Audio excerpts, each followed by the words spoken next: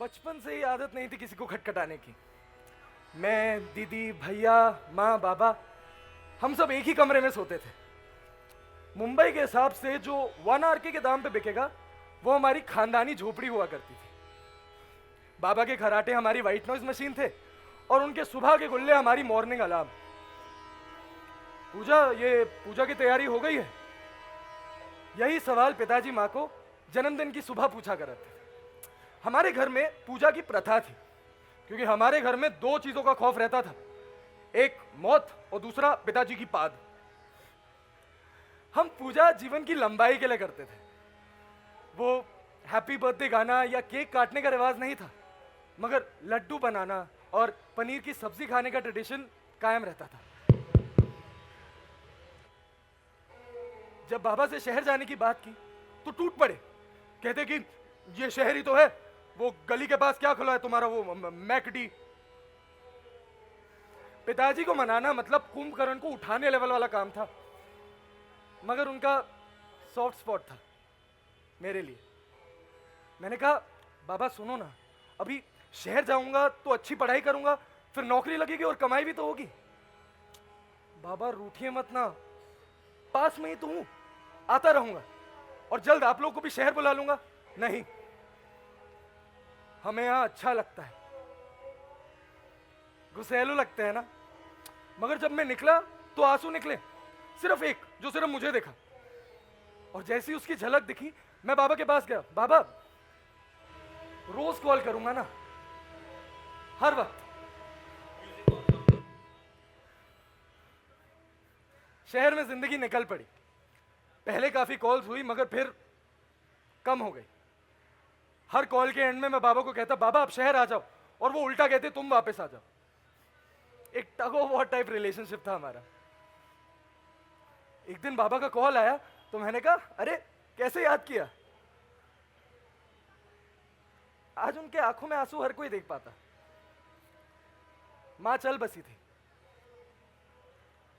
बाबा आप मेरे साथ शहर आ रहे हैं, बस मैं और नहीं सुनूंगा। नहीं, मैं पूजा के साथ यही रहूंगा। मगर किसी तरह मैं बाबा को और मां की यादों को खींचकर शहर ले आया था। मेरा घर झोपड़ी से ज्यादा अलग नहीं था।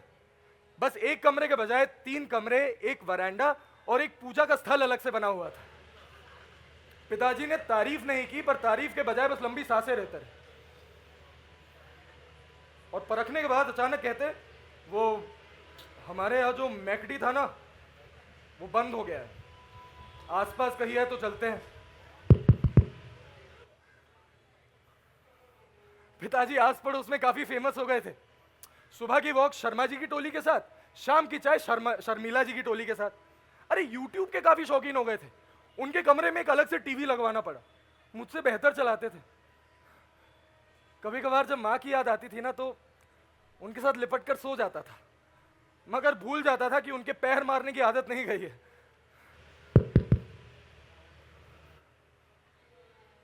उस रात जब बाबा के कमरे से कुछ गिरने की आवाज आई थी तो मैं गया और मैंने दरवाजे पे कान लगाया और टीवी की आवाज सुनाई थी। तो मैंने खटखटाया, बोला बाबा सब ठीक है? मगर कुछ आवाज सुनाई नहीं थी। तो मैंने कहा सो गए होंगे, फिर टीवी लगा के वो पैर मारते हुए। अगली सुबह जब बाबा चाय के लिए नहीं आए ना, मैं जगाने गया और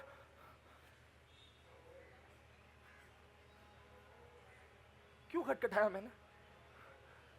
बचपन से ही आदत नहीं थी किसी को खटखटाने की।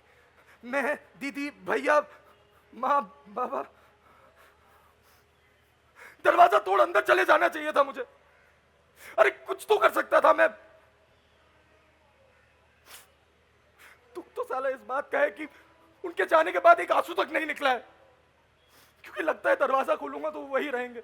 मगर रोज खुद को कहता हूं, वो नहीं रहे। वो नहीं रहे। गलती सिर्फ मेरी है। आज आपका जन्मदिन है बाबा, किसकी जीवन की लंबाई की पूजा करूंगा? समय मुझे वो खटखटाने की आवाज सुनाई देती है। बस एक सवाल आता है, क्यों खटखटाया मैंने? बाबा